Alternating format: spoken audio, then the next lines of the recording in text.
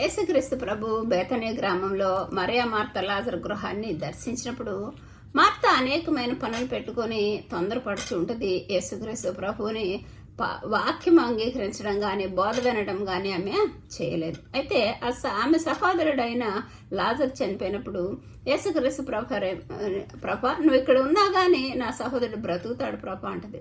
యేసు ఏమంటాడంటే, నువ్వు నమ్ము నీ సహోదరుడు మరలా లేస్తాడంటే అంత్యదినంలో పునరుద్ధానం మందు లెగుస్తాడు కానీ ప్రభా ఇప్పుడు కాదు అంటది. అయితే యేసు ఏమంటాడంటే, ఆ పునరుద్ధానం జీవమును నేనే, చనిపోయిన అందు విశ్వాసం ఉంటే మళ్ళీ బ్రతుకుతాడంటే, అయ్యా నువ్వు లోకానికి రాబోయే క్రీస్తు అయ్యా అంటది.